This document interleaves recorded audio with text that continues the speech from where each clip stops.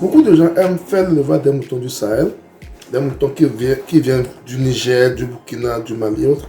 Les gens qui sont sur dans les pays de la côte, je parle du Togo, du Bénin, de la Côte d'Ivoire, etc.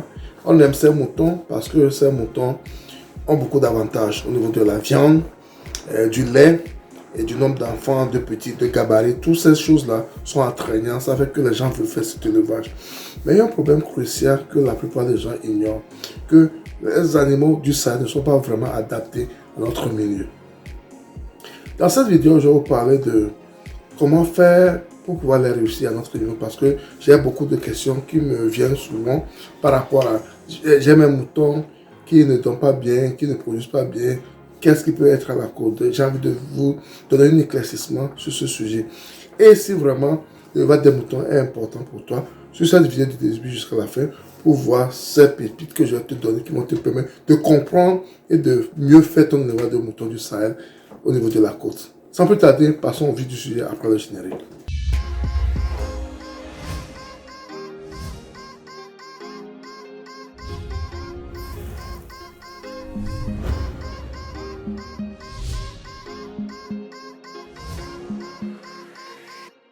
Si tu me découvres pour la première fois, mon nom c'est Sabdi Aliati et sur ma chaîne nous parlons d'investissement en général, en agriculture et en élevage. Si tes thématiques te sont importantes également, tu as deux choses à faire. Abonne-toi à notre chaîne de Agro, clique sur la cloche de notification pour ne plus rater nos vidéos à chaque fois que nous en publions. Ensuite, partage-le au maximum pour qu'elle puisse atteindre plus de personnes.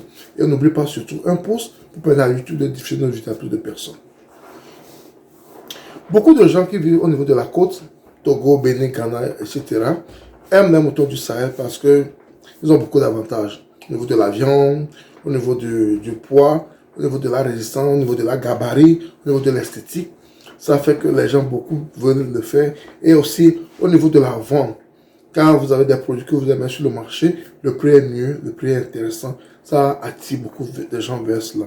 Et à notre niveau aussi, nous pratiquons le vente des moutons du Sahel. Mais il y a un problème qui est crucial au niveau des pays de la côte, c'est l'humidité.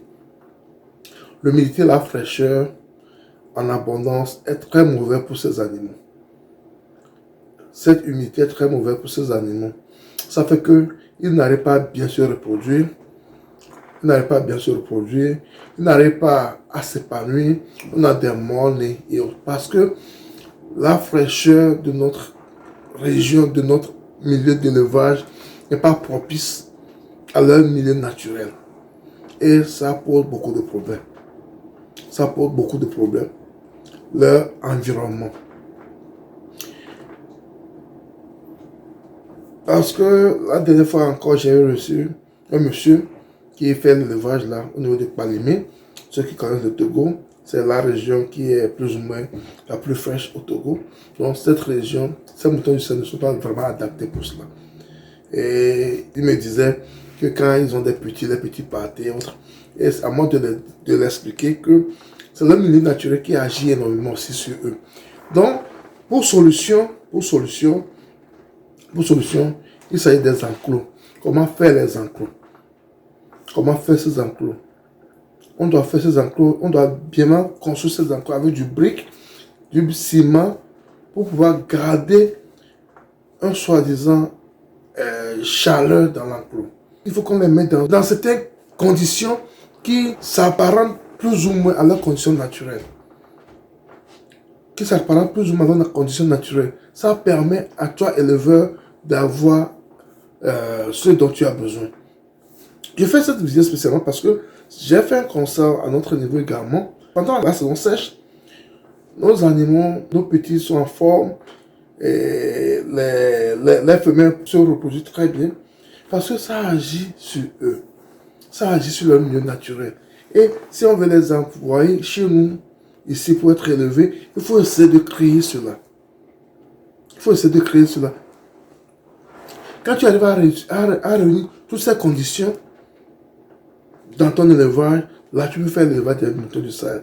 Parce que ça ne sert à rien de les amener au sud du Togo, au sud du Bénin, wherever.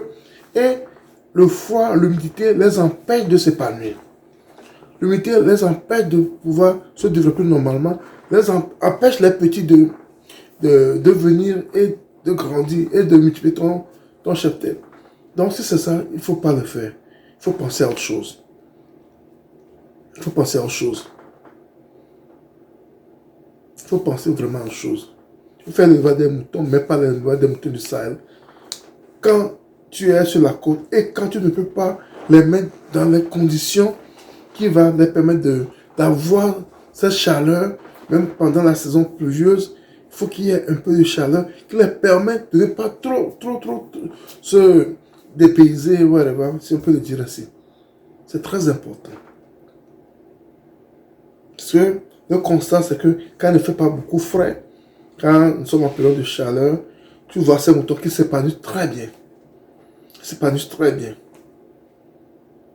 Les petits viennent au monde facilement, ils grandissent facilement. Les parents se développent très bien parce qu'ils sont dans des conditions idéales pour leur épanouissement, pour leur réussite. Donc, si tu es sur la côte, Togo, Bénin, wherever, Ghana, tu veux faire l'élevage des moutons du Sahel, il faut tout faire pour les apporter ce dont ils ont besoin pour pouvoir s'épanouir.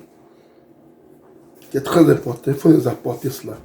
Quand tu peux les apporter cela, là, tu peux facilement le faire et tu vas voir qu'ils vont vraiment s'épanouir. Au niveau de l'enclos aussi, il faut savoir le faire. Si tu es dans une région où il fait un peu plus ou moins chaud, il fait un peu chaud là, tu peux le faire avec du bois et autres facilement.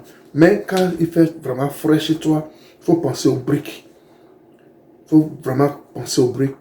Comment bien construire cela pour qu'il n'y ait pas trop d'humidité dans l'enclos. Pour qu'il n'y ait pas d'humidité dans l'enclos. Parce que ça ne les arrange pas. Et je ne pense pas que tu veux faire ton élevage pour ne pas profiter de ton élevage. C'est très important si tu veux vraiment faire les moutons du Sahel.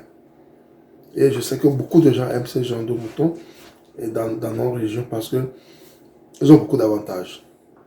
Ils ont beaucoup d'avantages. Donc, si tu veux le faire, prends cette vidéo en considération. Pense à l'endroit où tu vas construire ton enclos. Comment construire ton enclos.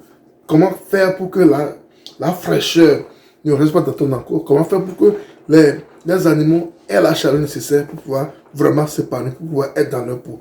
C'est très important si tu veux vraiment réussir cette élevage des moutons du Sahel. Si tu as aimé la vidéo, abonne-toi à la chaîne Instagram, clique sur la cloche de notification pour être notifié de vidéos à chaque fois qu'elle est publiée. Ensuite, partage-le massivement pour qu'elle puisse atteindre plus de personnes. Et surtout, n'oublie pas un pouce pour permettre à YouTube de diffuser nos vidéos à plus de personnes. C'était Sabi et à la prochaine. Bye bye.